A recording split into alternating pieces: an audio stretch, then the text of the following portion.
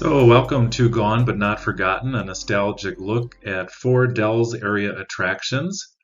With the closing of Tommy Bartlett Ski, Sky, and Stage Show in 2020, it brought to mind some of these iconic attractions that were around in the Dells for decades, and I wanted to take a look at 4 of them. So, we'll begin tonight with the Stand Rock Indian Ceremonial.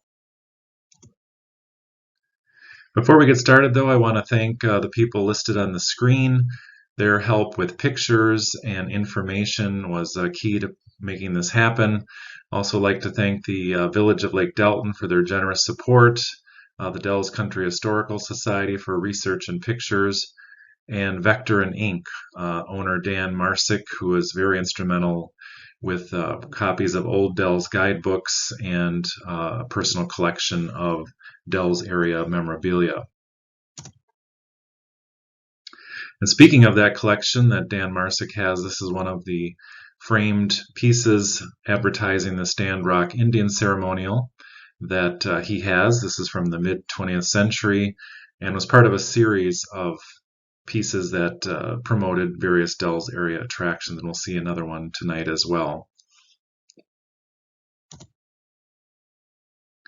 So starting off with Stand Rock, of course, tourism started in the Dells because of the sandstone formations along the river, and Stand Rock being one of the most famous, if not the most famous, features there.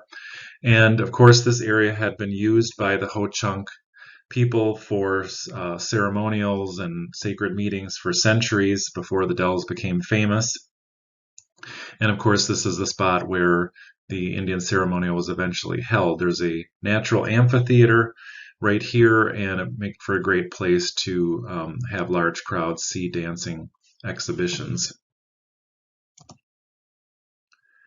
Now, originally, Stand Rock was not near the Wisconsin River. This early photograph shows kind of a plain forest behind Stand Rock. Eventually, after the Kilbourne Dam was finished, this area was flooded, and then Stand Rock was much closer to the water, which helped bring tourists by boat to this natural formation and eventually to the Stand Rock Indian Ceremonial.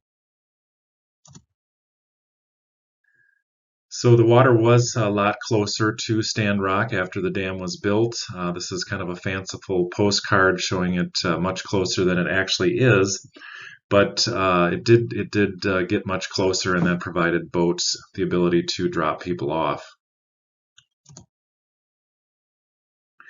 So in 1914, George Crandall purchased the land that contains the Stand Rock Formation, and a few years later, in 1916, Sanborn and Winslow White Eagle, 2 Ho-Chunk men, had an arrangement with Crandall and Glenn Parsons, a riverboat captain for the Dells Boat Company, to stop at Stand Rock, the beach there, and they would put on impromptu dances for the tourists on the boats.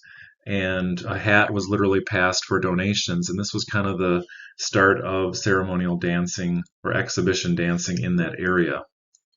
So in 1918, 5 days of dancing was held, and eventually this was back in the amphitheater. In 1919, a ceremonial at Stand Rock was advertised with a run of 20 days, and the August 5th, 1920 Kilbourne Weekly News reported, "Several from here have been to see the Indian dances at Stand Rock," and the run of shows that year was a full 30 days. By 1921, the Ho-Chunk community at Valley Junction near Tomah agreed to move their annual powwow to Stand Rock, providing a permanent presence there, and a boat ride and admission price were set at $1.15 per person to be taken to the show and to see it. So from 1923 to 1928, kind of a precursor to the Stand Rock Indian Ceremonial was held, with Glenn Parsons, who is now the general manager of the Dells Boat Company, along with the boat company owner, George Crandall, running a sort of powwow at Stand Rock.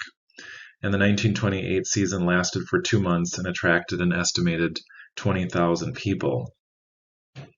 Now, for some reason, in 1929, Parsons was fired by the Dells Boat Company as pageant director, and Parsons then went on his own way to set up his own Indian pageant near his trading post, which at that time was on River Road. The Stand Rock Indian Ceremonial itself was then started in 1929 by Phyllis Crandall Connor. She was granddaughter of Dell's photographer H. Bennett, and also the daughter of George Crandall, the owner of the Dell's Boat Company. So the first performance was held on June 27, 1929, and the show ran until September 3rd that year with performers from across the country. And this early pamphlet is not from 1929, but not too many years afterwards. The name is still kind of being coalesced into Stand Rock Indian Ceremonial, but this is a very early pamphlet.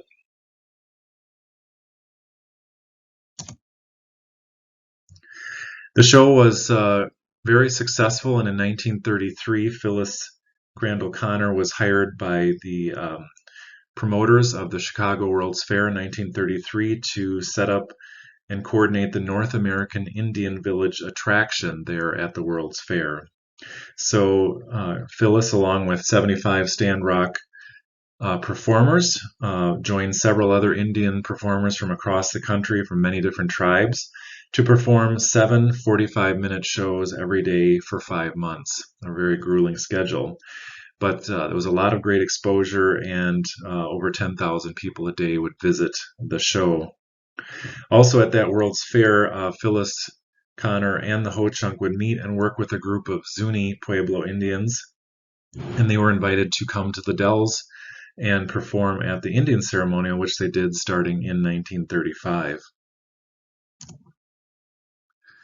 That Zuni Indian connection also influenced Glenn Parsons, who built a Zuni Indian Pueblo house at his Indian trading post. This was now down in Lake Delton itself, near the lake, and this still exists. One of the oldest attractions on the strip. And Parsons also ran his own sort of Indian exhibition dancing here at the Indian Village. So the Stand Rock Indian Ceremonial ran for many years, growing through the 30s. And in 1942, the American Legion Harold B. Larkin Post, number 187, was invited to sponsor the show, which they did for many years. And actually by 1955, the American Legion took over operation of the Stand Rock Indian Ceremonial and ran it until 1978. And post and auxiliary members volunteered to sell tickets, manage parking, and be ushers. And the post also did a lot of improvements at the site over the years, improvements to the parking lot, walkways, lighting, and seating.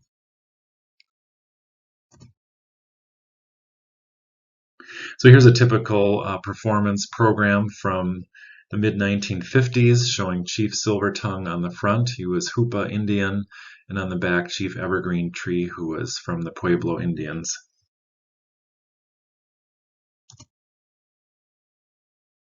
And inside that program, we can see a typical program layout, parts 1, 2, and 3, with part 1 being Indian dances, lore, and songs, and you can see the tribes listed there. Of course, Winnebago being an older term for the Ho-Chunk people, and part 2 being ceremonies, songs, and living pictures, which were kind of tableau scenes of various nature, and then finally part 3, the closing tableau and song.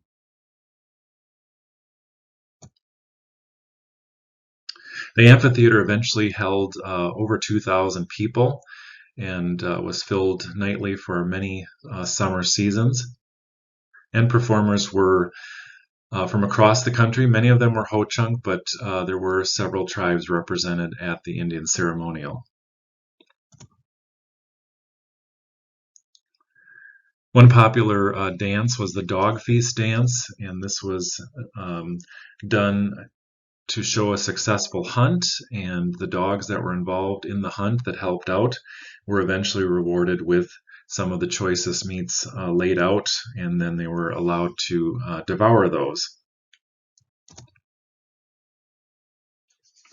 This is a picture of the war dance, where the men, of course, would go off to war, and the women would sing and cry about their departure, and then after a slight pause, It was the joyful sounds of the successful war party coming back. And you can see in the background the spectacular setting there at Stand Rock.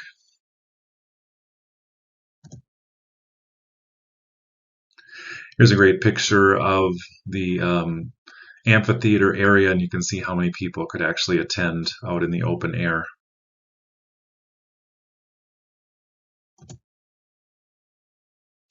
This is a picture of Chief Evergreen Tree. He was Cochiti Indian and was with the show right at the beginning in 1929 and was there for many, many years.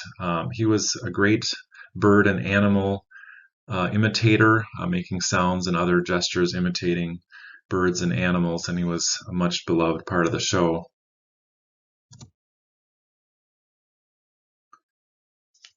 Here's a 1982 pamphlet for the show. In 1979, the Nishala Indian Development Corporation, headed by Alberta Day, was in charge of the Stand Rock Indian Ceremonial, and that corporation ran the show until 1987. On the right side there, you can see the spectacular finish of the show with the unfurling of the American flag and all of the dramatic lighting there at the amphitheater.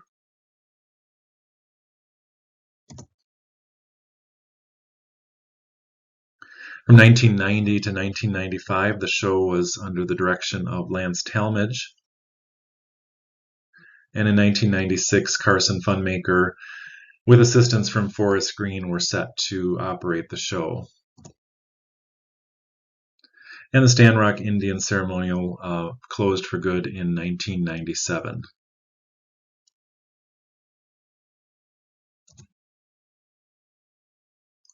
So we'll segue now to Tommy Bartlett's Ski, Sky, and Stage show, another great piece of mid-century artwork advertising for the show.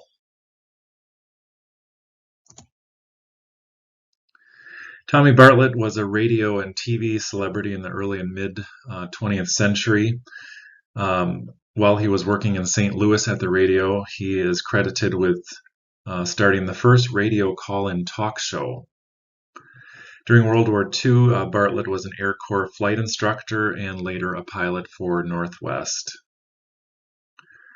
And in 1949, Bartlett visited the Chicago Railroad Fair and there saw a water ski show and was very taken with it.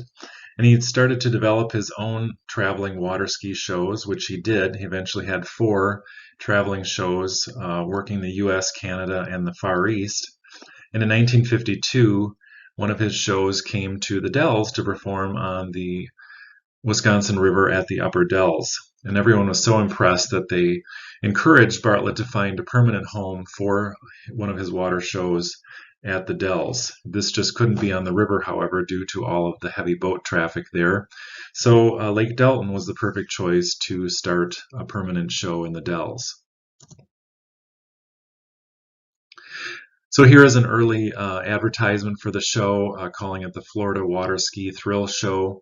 It would have been strictly water ski acts in the early years, and then other things were added. And you can see by this poster that the entrance was located at Parsons Indian Trading Post, right next to that Zuni Pueblo house that Glenn Parsons had built in the mid-1930s. Early shows had modest admission. There weren't a lot of amenities. There were no lights for a night show. Originally, there wasn't even running water down at the waterfront, and no outhouses either.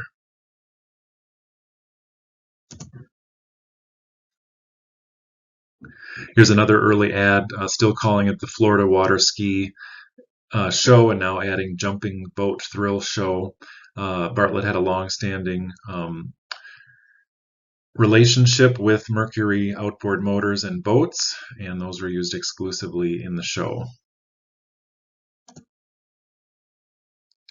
And here you can see Parsons Indian Trading Post, and on the extreme right of this picture, you can see the entrance to the Bartlett show.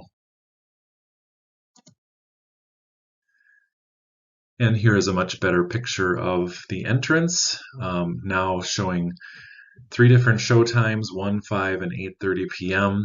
Still kind of working on the name for the show, Water Ski Circus on the right side there. And you can see some of the other mainstays that came along and were part of the show for many years, including the Dancing Waters and the Tahitian drum dancers.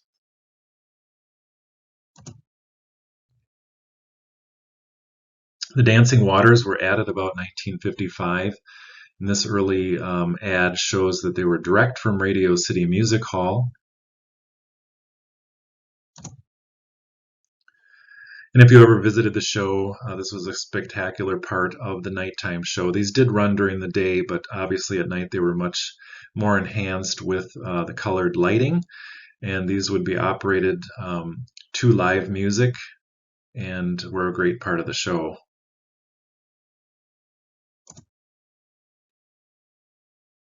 As the show developed over the years, the stage and sky portions were enhanced, and the stage portion was often augmented with stars from other venues like Lawrence Welk, or in this case, stars of the Grand Ole Opry that came to perform various people during the show season.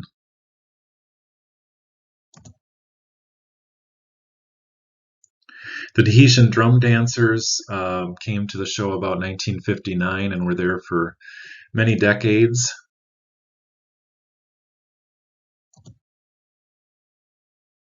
And here's a picture of the beach at Lake Delton where the showgrounds were. There was eventually a stage built as well and covered seating for spectators, and you can see the boat ramps in the background.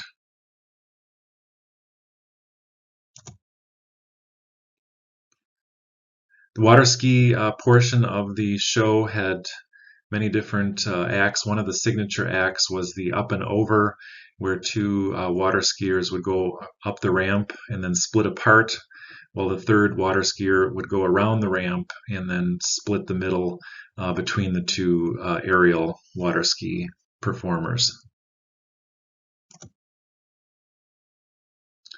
Boats also were jumped on these ramps, again using mercury outboards.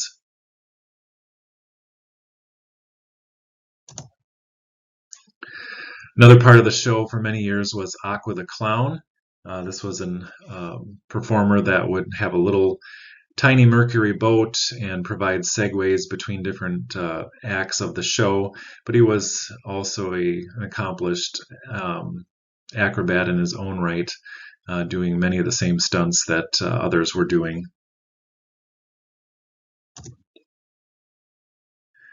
The sky portion of the show had a different look throughout the years.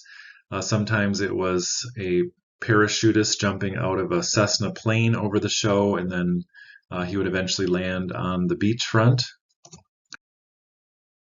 During the day, that would involve a smoke canister, and at night, some sort of lighted glow sticks.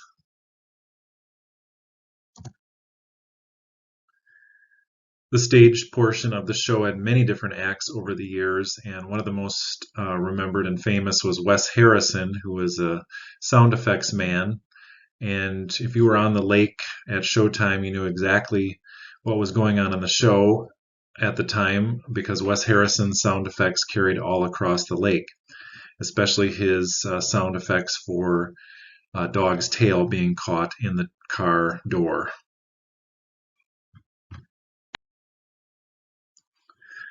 The Knock family was also a big part of the show for many years, performing many different acts. 2 of the signature acts were the sway poles on the left, and these would sway back and forth, and family members would even switch poles in midair. Also on the right, the Wheel of Death was another popular act put on by the Knock family.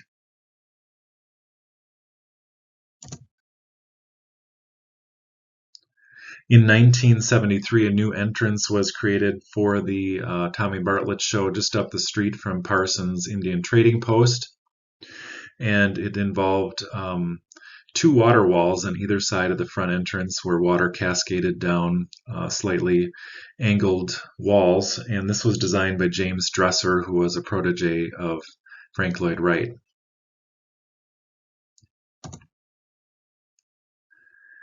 Nearby, Tommy Bartlett had a couple other money-making ventures. One was a tiny cafeteria or restaurant, and next to that was a small motel.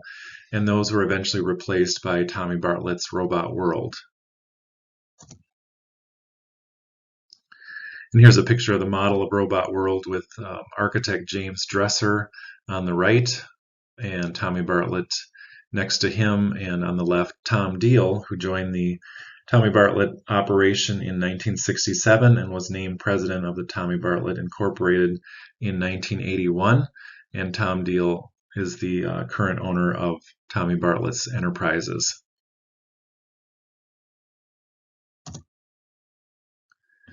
So Robot World still exists, more or less. The central feature here, the house, has been modified substantially, but the attraction is still there.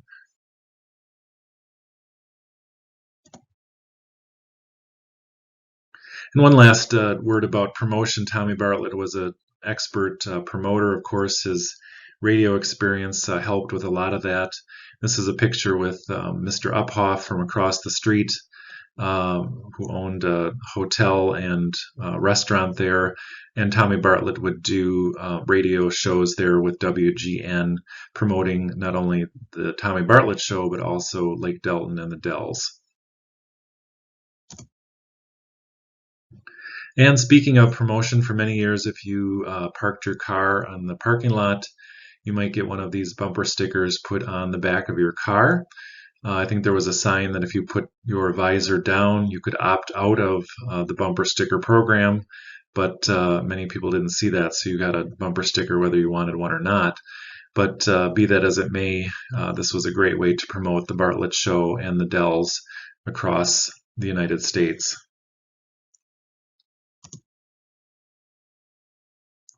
One last piece of advertising and promotion, segueing into our next attraction. Here we see a joint mailer for Tommy Bartlett's Water Ski Thrill Show and Storybook Gardens.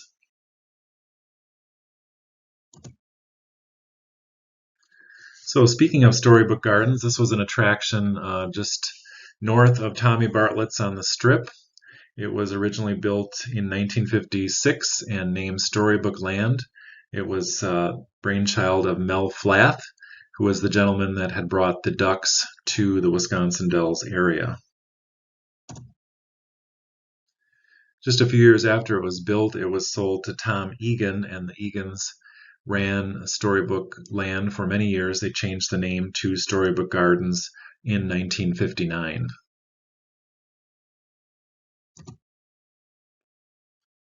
So here's an aerial shot of where Storybook Gardens was located. This was along the Strip in kind of a low-lying area. You can see Lake Delton at the very top right of this photo.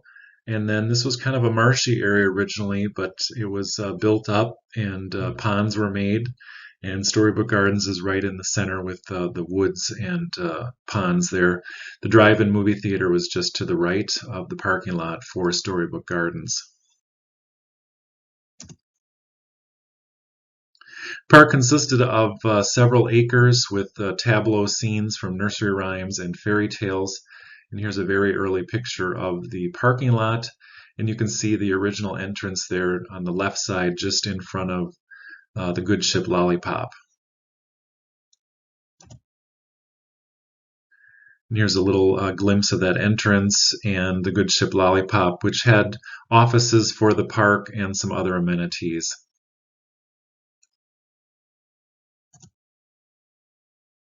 And a slightly better shot of the Good Ship Lollipop, which created part of the fence for the park, but also was a great visual, drawing people in to want to see what was inside.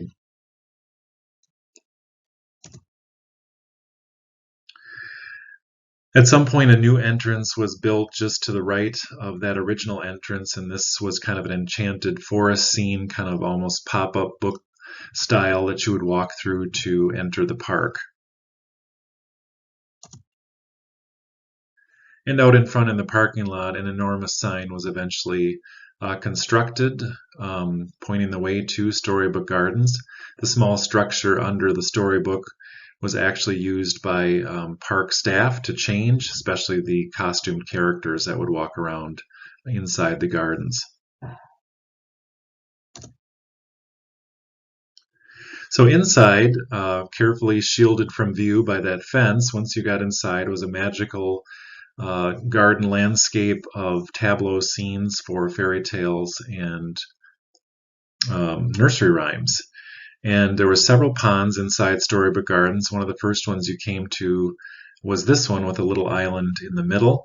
And off on the extreme left, we'll start with the clown that was a large feature in the park. The clown was more than 2.5 stories tall and could be seen, of course, over the fence, drawing attention. And this was apparently a toy shop where you could buy some toys.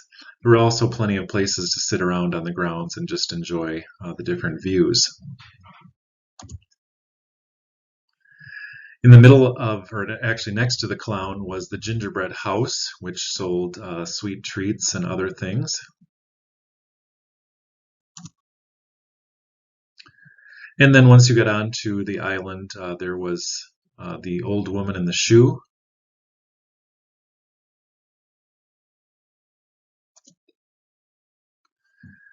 And across from that was the Jack and the Beanstalk.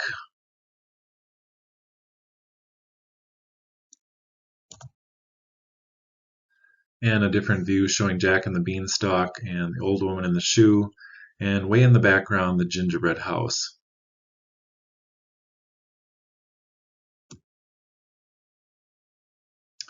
Another view from the island looking back at the Clown toy shop.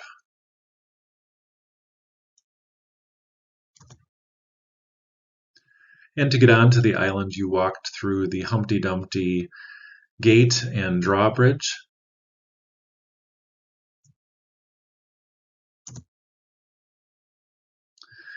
There were about 25 different tableau scenes throughout the park, from nursery rhymes, this one being Old King Cole and his Fiddlers 3.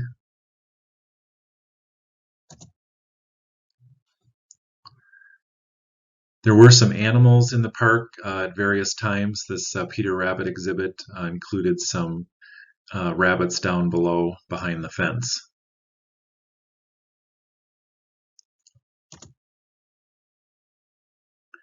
And here we have a scene of Simple Simon, who has gone a-fishing.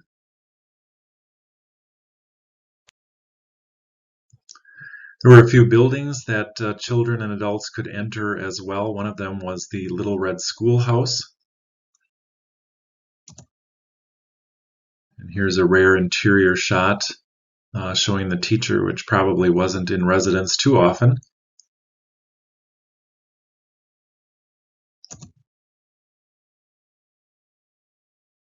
There were also photo op scenes like this one, the Three Bears house from Goldilocks, and your child could enter this scene and sit at the table and have their picture taken with the three bears.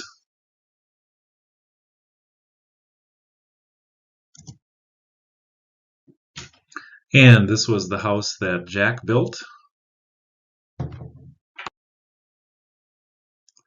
There were some other water features in the park as well, including this waterfall, which was nicknamed the Elfin Shower Falls. And on the right side there, you can see some small elf statues perched among the rocks.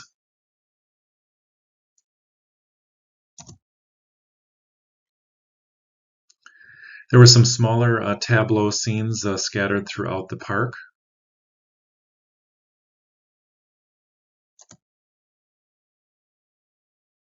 A couple of those, Hickory Dickory Dock, the mouse ran up the clock on the left, and Rockabye Baby there on the right side.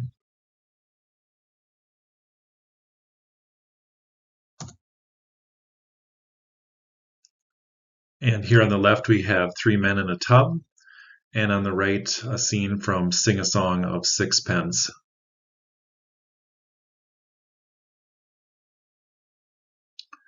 Here is Jack Be Nimble, Jack Be Quick, jumping over the candlestick.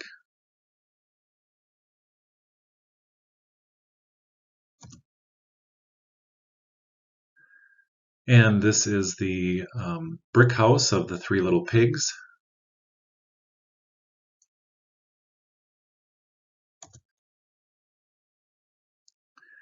There were also costume characters that walked around the park. This, of course, being Little Bo Peep, who probably more often than not did not have any sheep, but of course she was always looking for them. A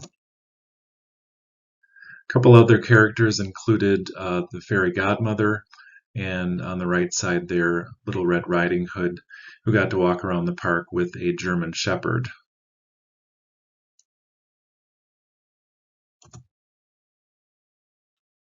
Here's the Fairy Godmother with the another retail location in the back in the dollhouse.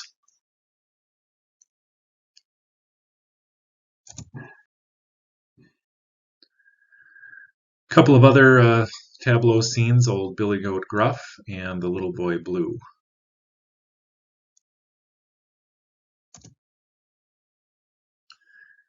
There were a couple of rides at Storybook Gardens, with the chief among them being the train, which ran around the property.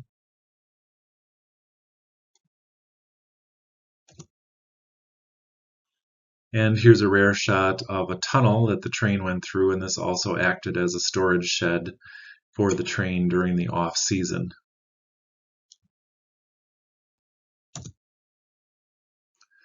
And way in the back corner of the park was a merry-go-round.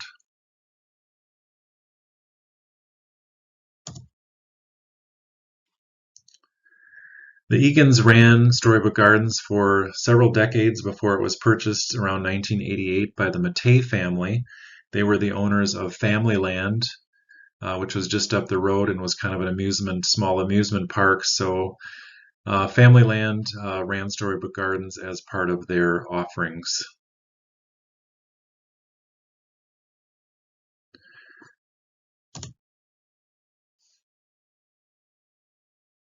All right, next we want to talk about Fort Dells, which was one of the largest attractions ever built in the Dells.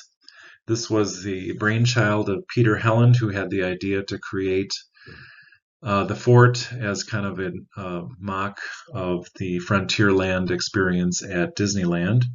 And this was developed by a company that was formed named Fort Dells Incorporated, with the president, Ed Roston, who was the operations director of the Wisconsin Alumni Research Foundation, which owned the land where the fort was built at the Lower Dells. This was a well-planned attraction. This is the model from 1959, which cost $2,400 at the time. That would be over $21,000 today just for the model. Fort Dells would eventually cost an estimated $350,000 in 1959, which would translate to well over $3 million today, but of course that wouldn't even cover what it would take to recreate this attraction.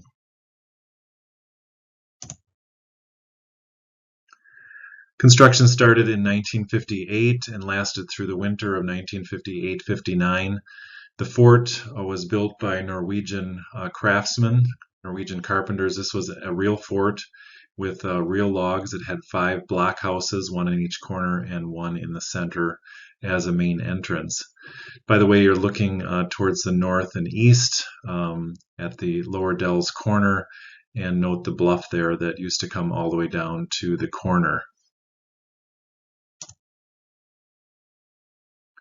Here's a picture of the fort under construction and some block foundations going in for the buildings inside the fort.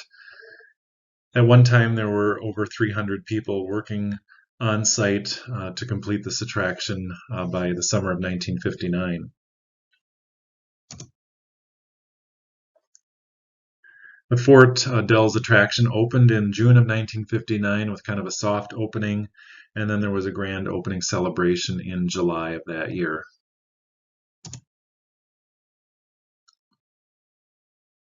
Hugh O'Brien, who was a television star on the ABC Western series The Life and Legend of Wyatt Earp, was flown in from California for the opening day festivities. After arriving in Madison, he was brought to the Dells by Jack Olson, and then he performed 3 different times during the day with shooting demonstrations. He sang musical selections and also talked about his acting roles. And the crowd that day was estimated at over 10,000 people. Here's a picture of some of the employees at Fort Dells on opening day. On the left is General Manager Ben Olson.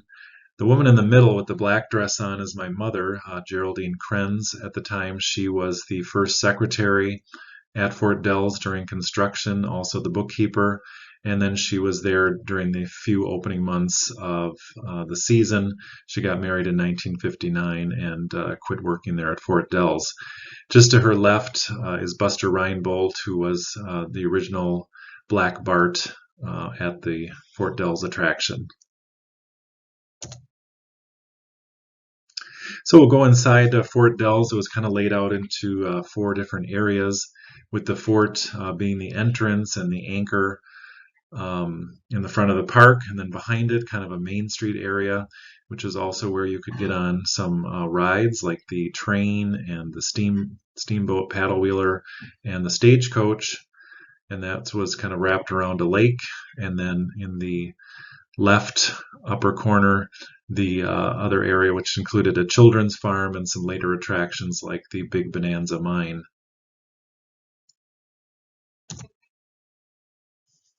And here's a little different view of the map from the 1970s after the park was fully developed, with some of the later attractions that came along, including the Totem Tower, which was built next to the fort. And so we see the fort, which had some buildings inside, which we'll look at. To get out of the fort, you had to find an escape tunnel that would lead you into the rest of the park. That was cleverly hidden to kind of keep you inside the fort as long as possible, where there were some retail opportunities. And then behind the fort, the Main Street area, and you can see the train wrapping around the lake. The lake was actually part of Hulbert Creek, which was a natural feature which ran through the area and was augmented to create the lake. And then in the front left corner of the park, you had attractions like the Children's Farm, the Big Bonanza Mine, the Antique Car Ride, and the Haunted House. So you entered Fort Dells, of course, through the fort itself, through the front entrance. This is the center blockhouse, and then there was a blockhouse on each corner. And you could get up into the upper parts of these front 3 blockhouses by climbing some stairs to go up onto the palisade. And then you could actually enter the blockhouses, and inside were some fairly legitimate exhibits, including some dioramas of early frontier forts, as well as life-size dioramas, which had artifacts which were donated or on loan from the Wisconsin Historical Society.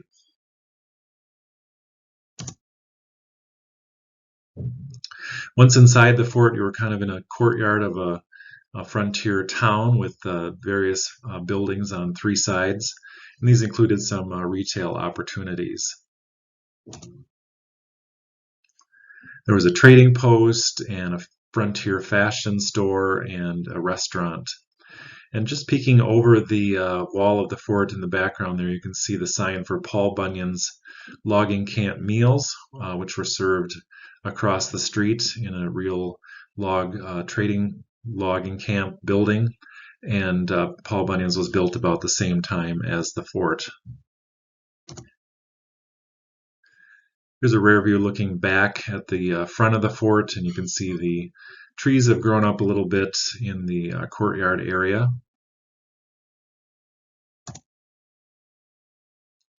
And retail opportunities included a general store, which had a candy counter. There was also Frontier Fashions if you wanted to buy moccasins and other things to fit in more at Fort Dells. And then there were also, of course, tourist gifts.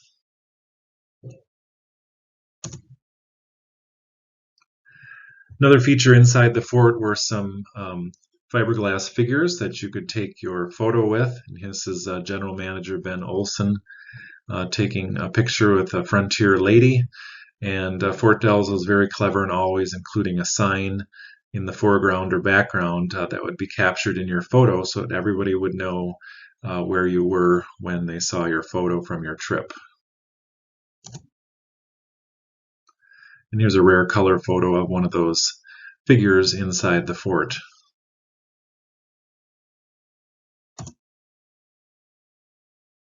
And one more figure, perhaps a mining type figure inside the fort.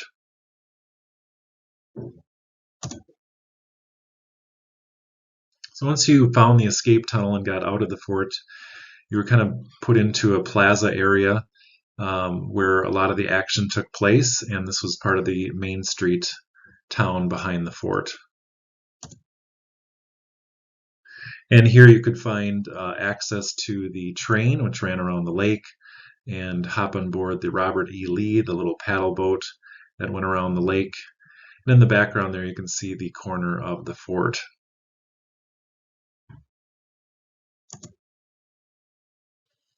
Also in this area were the famous stockades, where you could put anybody you wanted to have a great photo opportunity. And again, with the small signs, you knew exactly where this photo was taken. A big part of the Fort Dells experience were the live shootouts and hunt for Black Bart. Every child that wanted to could be deputized as a junior marshal, and you would get a little metal star indicating your status as a deputized marshal. And then you could help the real marshal find and capture Black Bart. And this would involve a shootout in the central part of the park.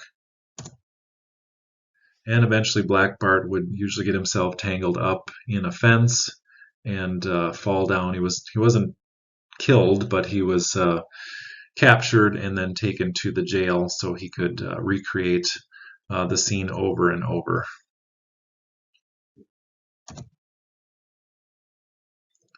The Main Street area was also where you could board the train, which ran around the lake. And this train actually still exists as an attraction up at Timbavati Wildlife Park. One other option for transportation or a ride that you could have at the park was the Dell's Fargo stagecoach. And this ran around the back of the park, circling around a pioneer farmstead.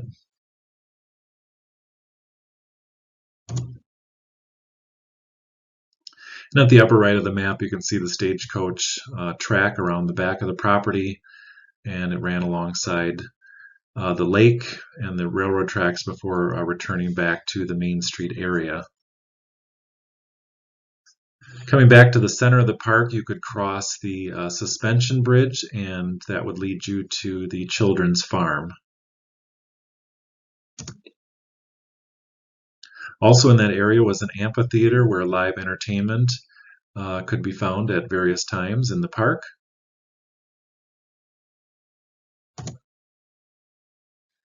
And here's a picture of the suspension bridge. This was indeed rather difficult to cross as it swayed quite a little bit. Those that weren't inclined to take that attraction could use the stationary bridge, which was right next door.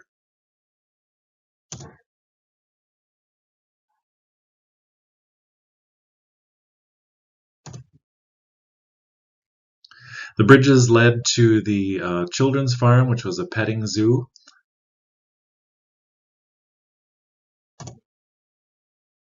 And beyond that was the Big Bonanza Mine, which used the natural rock formations in the area to create a pseudo-mining experience. Once inside, you would board an elevator, which really didn't go anywhere, but shook a little bit and gave you the experience that you were going deep underground.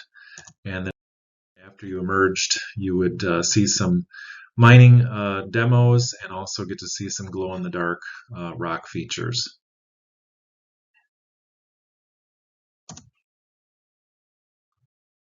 Nearby was the Haunted House, which was a big attraction at Fort Dells. And out front was a fiberglass tree that created a photo op.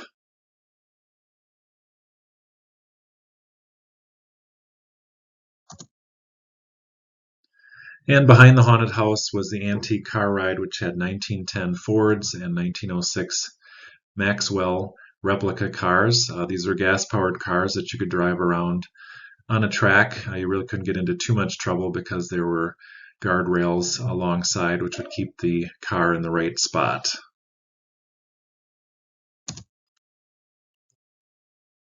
Another part of the Fort Dells experience was some Native American offerings. Up in the front area of the park next to the fort were some teepees. This area was eventually replaced with the Totem Tower, we'll talk about in a little bit. And in the middle of the lake was an island that was called Indian Isle.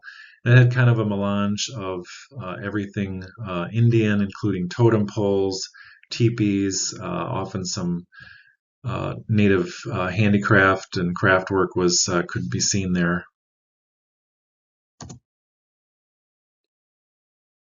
One of the last things to be added to the park was the Totem Tower. This was put up in 1965 in the front of the park so that it could be accessed independently or through the park. This was built in Europe and floated down the Rhine River in sections before being put on a freighter and sent to St. John, Canada, where it was loaded onto 10 rail cars for shipment to the Dells.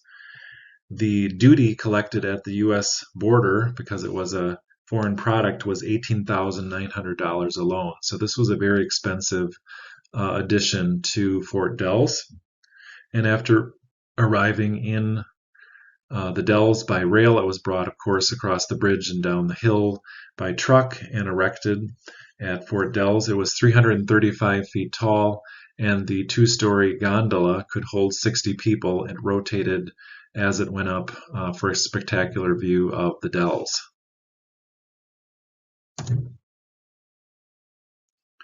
One of the last rides to be added to the park when it was Fort Dells was the Timber Trail ride, and this was in the center part of the park. This was a dark ride, which meant that after you entered a small cart, you would be propelled inside the building, which was dark and would involve lighted features that would come alive, including a spinning tunnel, a collapsing mine shaft, and even a waterfall that mercifully shut off right before you entered it.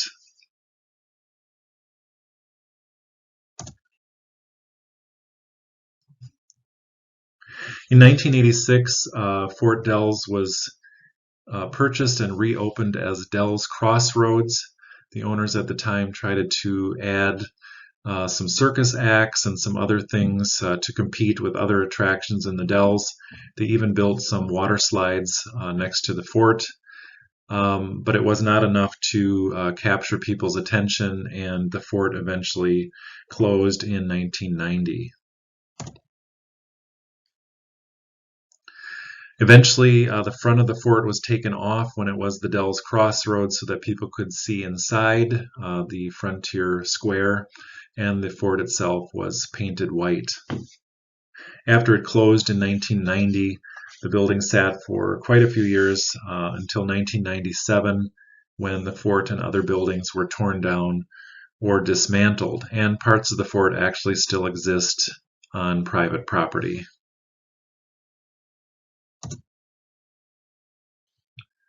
So that's a look at 4 Dells area attractions that remain in the memories of millions of people across the United States. I'd like to thank you for being with me tonight at this look at the Dells, and ask that you would consider joining the Sauk County Historical Society. We are a member-based organization and depend on the support of our members to keep us going.